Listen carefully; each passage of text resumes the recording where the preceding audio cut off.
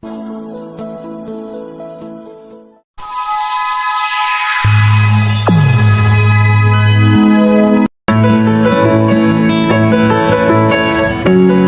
et messieurs, bonjour. Bienvenue dans votre émission La santé de la République. Une émission qui va vous parler de la malnutrition avec des différentes personnes. Quelles sont les causes de la malnutrition? Que faire pour mettre fin à des pertes de vie des enfants qui souffrent de la malnutrition, qui nourrir à nos enfants?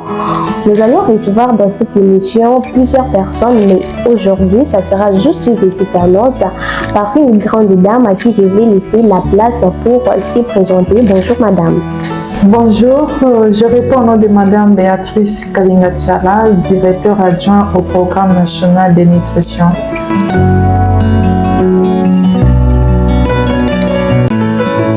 Ce que nous devons savoir que quand nous parlons souvent de la malnutrition, beaucoup de gens pensent que c'est la malnutrition par carence.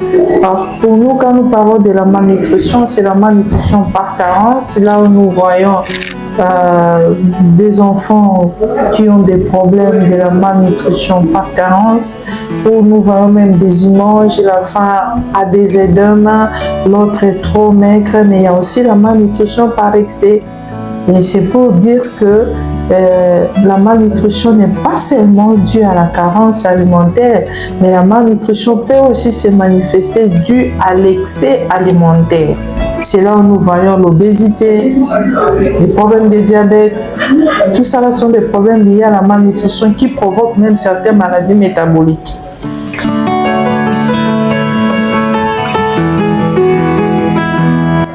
Voilà, je commence par rapport à la malnutrition par carence. La malnutrition par carence, nous avons des centres nutritionnels thérapeutiques qu'on appelle des supplémentations. Où l'enfant a un problème de la malnutrition, je peux dire modéré. On peut amener l'enfant dans ces centres-là, on le prend en charge, il y a des intrants nutritionnels qui peuvent accompagner cet enfant et plus on donne et la maman aussi est en train aussi d'apporter aussi les repas au niveau de ménage ou au niveau familial. Et il y a aussi des petits micronutriments que nous donnons à la maman, elle va mettre dans la bouillie de l'enfant pour que ça puisse améliorer l'état nutritionnel de l'enfant. Il y a d'autres enfants qui souffrent des problèmes de la malnutrition aiguë sans complications. Ces enfants-là sont pris en charge au niveau des centres nutritionnels des supplémentations qu'on appelle INS. Il y en a d'autres qui ont des problèmes, dont soit INTA ou nutrition, centre des unités nutritionnelles thérapeutiques en ambulatoire. La maman vient, elle rentre avec l'enfant, mais l'enfant souffre de la malnutrition, il n'y a pas vraiment de complications. Mais si c'est la malnutrition aiguë sévère avec complications, les centres de santé vont référer l'enfant au niveau de l'hôpital général de référence. C'est là où nous appelons unité nutritionnelle thérapeutique intense. Là où il y a tous les mécanismes sont mis en place pour prendre en charge cet enfant qui souffre de la malnutrition aiguë avec des complications. On doit d'abord soigner la malnutrition, on soigne aussi la complication qui est liée à la malnutrition. Si l'enfant n'avait pas d'appétit, c'est aussi une complication nutritionnelle. On doit prendre en charge cet enfant au niveau des unités nutritionnelles thérapeutiques. Dès qu'on corrige la complication qui était liée à la malnutrition aiguë sévère, dont le centre de santé n'a pas pu prendre en charge cet enfant-là, là c'est l'unité nutritionnelle des supplémentations. Dès que l'enfant, on corrige cette complication, on va maintenant faire encore une autre des transferts, on retourne l'enfant dans l'unité nutritionnelle des supplémentations, là où on va continuer à prendre l'enfant en charge. Au niveau de l'INT, l'enfant ne peut pas dépasser 10 jours. Avant 10 jours, on peut corriger cette complication. Et puis on retourne l'enfant là où on l'avait transféré pour qu'on continue à le prendre en charge. Par rapport aux enfants ou aux adultes, bon, on parle de la malnutrition chez les enfants ou chez les adultes? La malnutrition plus chez les enfants. Chez les enfants, parce que ce sont des personnes vulnérables. Oui. Si un enfant a des problèmes de la malnutrition par excès, par excès, où l'enfant est obèse, l'enfant est devenu diabétique. Souvent, ce sont des enfants obèses. Ces enfants sont suivis aussi par des nutritionnistes. On accompagne cet enfant-là par des régimes alimentaires. N'oublions pas qu'un enfant qui est en période de croissance, on ne peut pas lui faire le même régime qu'on fait chez les adultes. Parce que cet enfant est en période de croissance, il faut tenir compte aussi de certains hormones qui sont en train de se développer pendant sa croissance. Et d'où ça demande la présence des nutritionnistes et diététiciens à côté de l'enfant.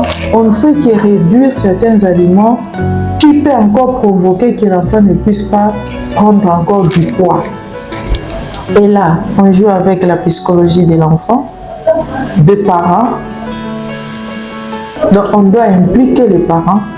On implique aussi l'enfant lui-même parce que c'est sa santé. Et quand vous causez avec l'enfant, vous allez voir que ça sera plus facile.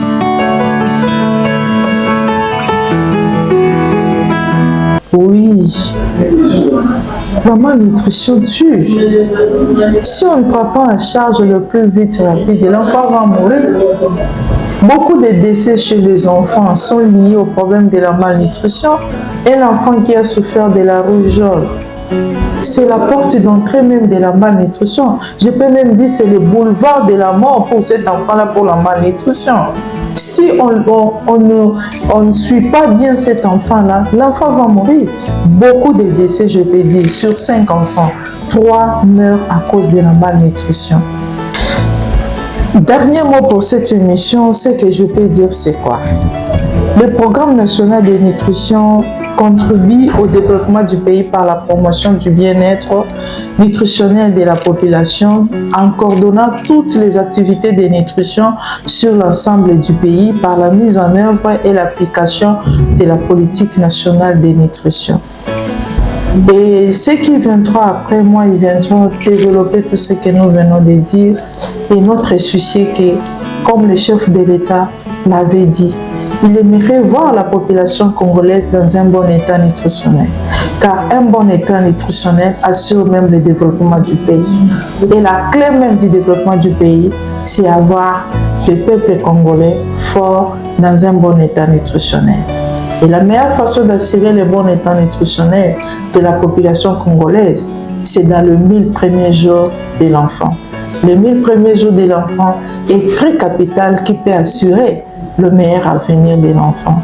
Le 1000 premiers jours de l'enfant assure la coefficience intellectuelle de l'enfant. Or, un pays avec des intellectuels bien bâtis, avec une bonne coefficience intellectuelle, je pense et je suis sûr et certain, le développement du pays, c'est le capital humain. Et tant que le capital humain n'est pas bien nourri, on n'aura pas de bonnes personnes pour assurer le développement de ces pays.